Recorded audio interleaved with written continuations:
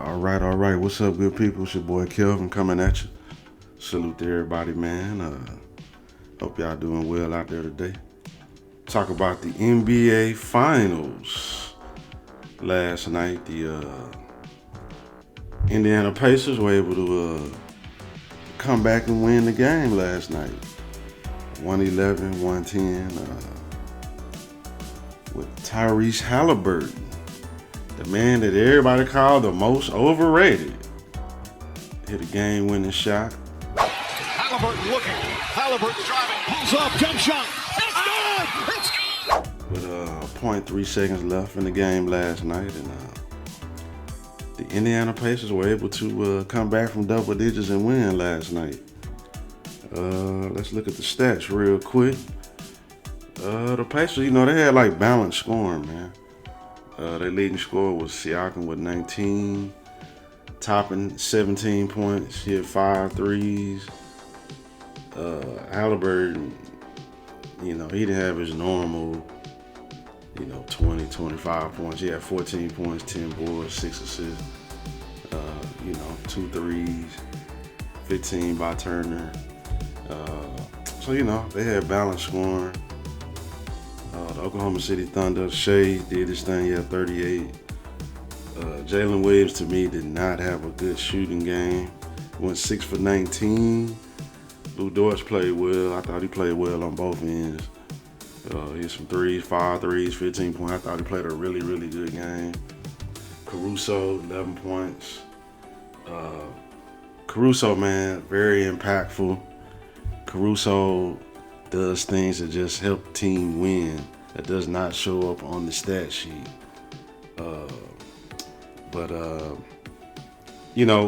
This is my takeaway. This is my thought. I know everybody's, happy and overzealous. And, hey, man, we could have us a long series. And it could, man.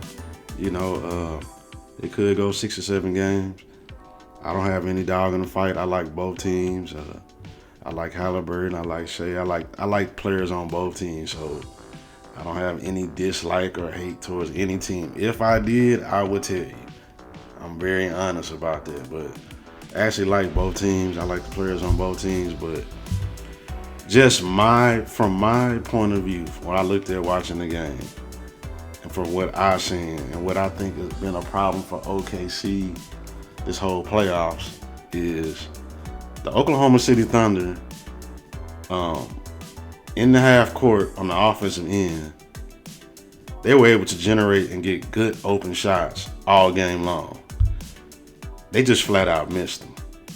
And in the playoffs this year, and I just looked it up, and, I've been watching anyway. I already knew that their three-point shooting has really declined. They've been at the bottom of the playoff teams this whole playoffs as far as their shooting. For whatever reason, their shooting has tailed off, and they're just not making shots. That happened a lot in the Denver series. That's the reason why that series was a lot closer than it should have been.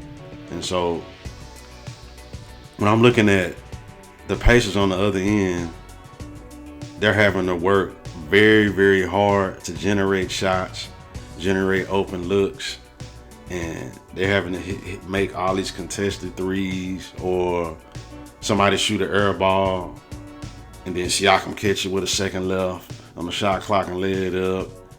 Nembhard having to hit step back three, contested threes, or Neesmith was under the basket trap, 2 guys on him, and he fumbling the ball around, and in a normal circumstance it would be a steal, but somehow he's able to miraculously come up with the ball and he throw out the Obi Toppin for a 3, and Miles Turner hitting contested threes. And I'm just kind of like, I don't know, is that sustainable to win 4 games? Yes, they won last night. I get that, but the guys will tell you in our chat, we was talking during the game, and I was just like, as I'm watching the game, the Thunder up 10, they up 12, they up 13. And I just kept saying, if they can make shots on the offensive end, they would blow the Pacers out, but they were just consistently missing wide open shots. Wide open threes, wide open mid-range jump shots. And it's not taken away from the Pacers. The Pacers are a very good team.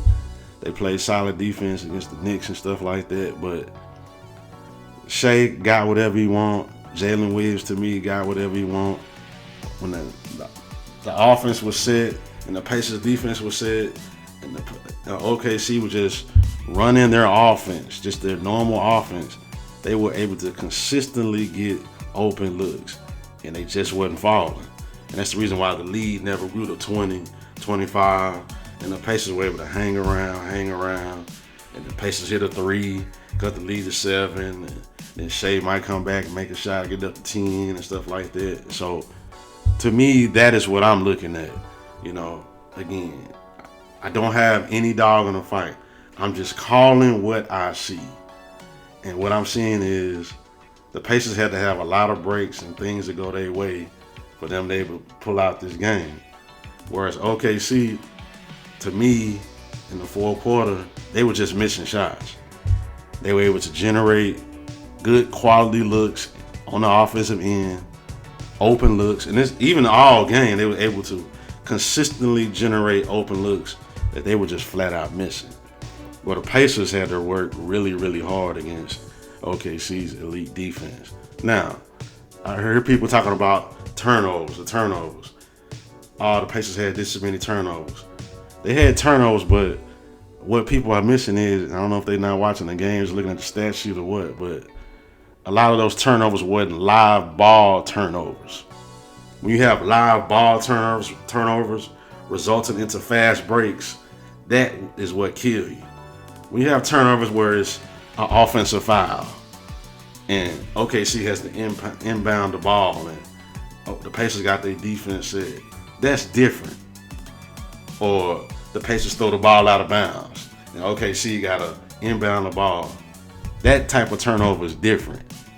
Yes, they had turnovers, but a lot of those turnovers wasn't live ball turnovers, resulting in dunks and alley-oops and fast break layups and stuff like that. So you can't just look, oh, they had high turnovers. Now, turnovers are not good regardless. That's not what I'm saying. Turnovers are bad. You need to cut down on your turnovers. But how many live ball turnovers, is what really kills you. Live ball turnovers resulting into fast breaks, easy buckets, not offensive foul. Oh, I made a bad pass and the ball go out of bounds. Oh, I dribble the ball off my foot and it go out of bounds. Those turnovers are different. You know what I'm saying? But, I don't have any dog in the fight again, man. I like both teams. I respect both teams. They built their team the right way, both teams. So I have great respect for both teams. And the Pacers have been on a magical run, and I'm enjoying it. But just from what I'm seeing, what I saw last night, are the Pacers going to be able to sustain that?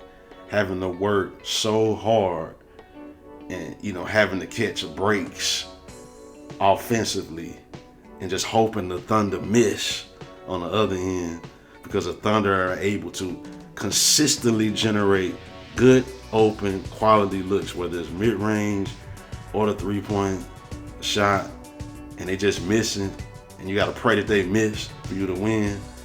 Is that sustainable for you to win 4 games in a series? I don't know. That's the reason why I'm not, so, oh my God, like everybody else. Yeah, Pacers, man, woo-woo-de-woo. I'm just like, okay, Pacers won the game. Cool, they won a road game. OKC lost a road game, I think, in every series they played. Lost a home game, excuse me. And they've gone on the road to win. The road don't fade the OKC Thunder. Them going to Indiana having to win the game, that don't fade them. So I'm not, and this is not the 1980s or the 90s where home court really mattered like that. In this modern day, home court don't really matter like that. It's cool to have, if you got to go to a game 7 and have your home, be playing on your home court, but, in this modern NBA, the three-point shoot and all that, and, the home court, it's whatever. So we'll see what happens, man. hope it's a great series. Go 6-7 games, and whoever win. I don't have no problem with either team again, But I'm just looking at it, again from a different point of view, man.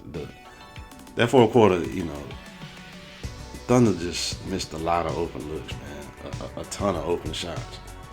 I didn't. When I'm looking at the Pacers, they are a good defensive team, but I did not see the Pacers just smothering, stopping the Thunder where it was hard for them to run their offense. I did not see that. But I did see that on the other end.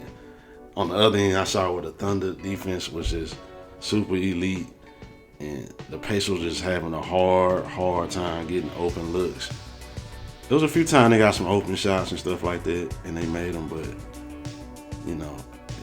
is this sustainable, having to make step-back contested threes and depending on Obi Toppin to hit 5 or 6 3-pointers, go 5 from 8, and you shoot 46% from 3. Is that sustainable over a 7-game series? That's all I'm saying. So, that's that, man. Congratulations to the Pacers. They won the game. We'll see what happens game 2 on, I believe they play Sunday night. And let's all just sit back and enjoy the series. But salute to y'all. That's all I want to say. I am up out of here.